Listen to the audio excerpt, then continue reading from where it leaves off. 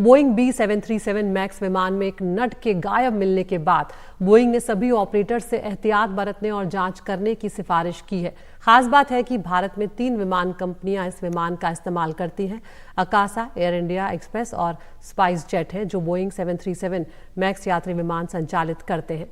भारतीय नियामक इस अलर्ट के बाद स्थिति पर नजर बनाए हुए, हालांकि अभी किसी भी भारतीय कंपनी की उड़ानों पर इसका असर नहीं पड़ा है। आपको बता दें 2019-20 में भी कुछ तकनीकी कमियों की वजह से बोइंग के B737 मैक्स विमान को ग्राउंडेड करना पड़ा था। तो यहाँ पर एक नट जो है वो गायब था, जिसके बाद इस तरह की बात जो है वो सामने आई है। और जब बोइंग का ये बयान आया है उसके बाद सभी कहीं ना कहीं चिंता में है कि किस तरह की सावधानी जो है यहाँ पर बरती जानी चाहिए थी और ये एक बड़ी लापरवाही का मामला भी सामने आ सकता है।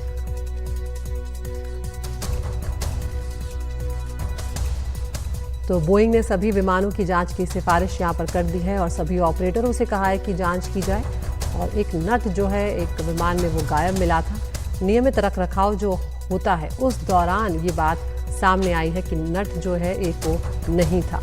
3 कंपनियां हैं भारत में जो कि बोइंग B737 मैक्स विमान जो है उसका इस्तेमाल करती हैं। अकासा है, स्पाइस जेट है और इंडिया एक्सप्रेस है। इसके बेड़े में ये विमान है और बोइंग के साथ मिलकर स्थिति पर नज़र जो है वो रखी जा रही है। भारतीय नियामक का ये कहना है और नियमित जो प्रक्रिया होती है उसमें पार्ट की जांच प्रक्रिया में जो पार्ट होता है उसकी ये जांच की जा रही है। DGCA की तरफ से ये कहा गया है और उच्च स्तरीय सुरक्षा मानकों का इस्तेमाल हम कर रहे हैं। ये अकासा की तरफ से बयान आया है। हमारी उड़ानों पर इसका कोई असर नहीं पड़ा है, ये भी अकासा की तरफ से साफ कर दिया गया है। तो 3 विमान कंपनियां हैं जो इस 737 मैक्स विमान का इस्तेमाल करती हैं। अकासा है, स्पाइस जेट है और इंडिया एक्सप्रेस है। –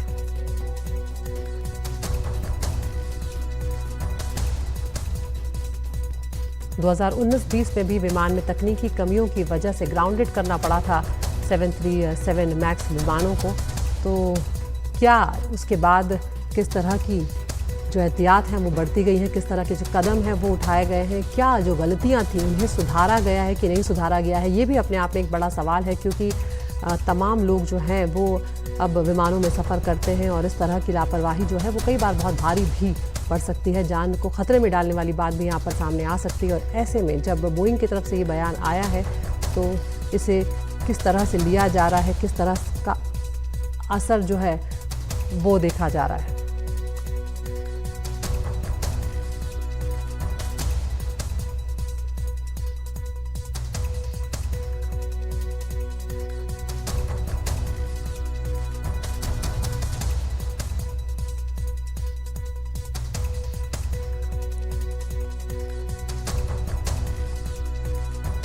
तो स्पाइस जेट और एयर इंडिया जो है उनकी तरफ से, इंडिया एयर जो है उसकी तरफ से भी जवाब यहाँ पर आया नहीं है। लेकिन अकासा ने यहाँ पर साफ कह दिया है कि इस समस्या से अब तक उसके परिचालन, बेड़े और विमान आपूर्ति जो है उस पर कोई असर नहीं पड़ा है।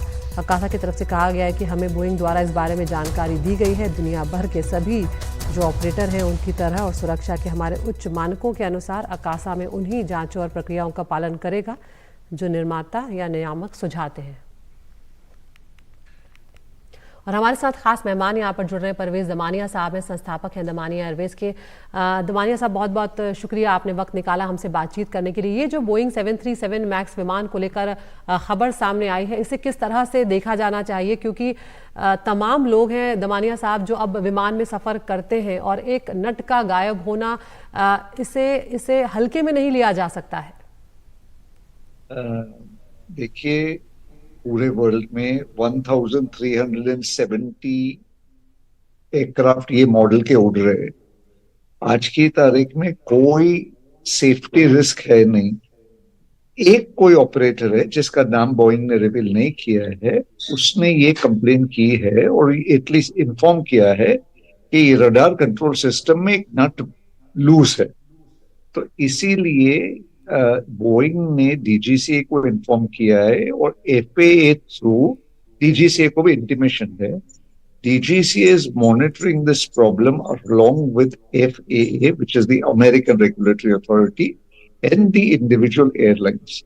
अपने इंडिया में 3 एयरलाइंस ये प्लेन वापर रहे हैं। One is Akasa, one is Air India Express and one is spice jets. All three airlines, तीनों ने कंफर्म किया है डीजीसीए के साथ that they are maintaining the highest safety standards, और ये इंफॉर्मेशन इनको मिला है and they will do the needful. देखिए ये इंस्पेक्शन को, अच्छा बोइंग ने भी ये इंस्पेक्शन के लिए उनके फैक्ट्री में भी जो अगला प्रोडक्शन है उसमें ये चेक्स के लिए काम चालू कर दिया है और हर एक एयरलाइन को वर्ल्ड में इन्फॉर्म कर दिया। ये टोटल चेक को 2 घंटे लगते हैं, इसलिए मुझे लगता है अब तक जो भी इंडिया में तीनों एयरलाइंस ने ये चेक कर दिया है। और मैं आपके ध्यान में और एक बात बताना चाहता हूं कि कभी कोई भी पायलट जब ये प्लेन लेता है तो they do this rudder check system before the plane leaves the gate. इसलिए मुझे ऐसा लग रहा है कि ऑन दिस पर्टिकुलर इश्यू कोई पैसेंजर को कोई रिस्क नहीं है और कोई डरने की बात नहीं है। All three airlines are doing well and meeting the safety standards, और हमारा डीजी से कभी रेगुलेशन और चेक हमेशा एयरलाइन पे रहेगा। इसलिए कोई इसमें डाउट करने का या टेंशन लेने का बात नहीं है। जी, तो ये आप एक बड़ी बात कह रहे हैं कि इसमें घबराने की या शक करने की बात नहीं है, लेकिन 2019-20 में भी ग्राउंडेड इस तरह से किया गया था इस विमान को, तो क्या उसके बाद और ज्यादा सावधानियां यहाँ पर बरतनी चाहिए थी, सीख लेने की जरूरत है अगर पिछली कोई गलती होती है उससे, दमानिया साहब? देखिए वो इंसिडेंट बहुत ही सीरियस था जी। और previously this plane was grounded for 20 months. पहले तो एक बात कहूं, problem is only related to 737 Max. बिल्कुल। जो 737 NG है जो इसके पहले का मॉडल है उसमें कोई रिस्क नहीं, there is no issue to that. 737 Max का 20 महीने तक ग्राउंडिंग हुआ था क्योंकि बहुत सीरियस इंसिडेंट्स हो गए थे। 2 planes had crashed, lot of people had died.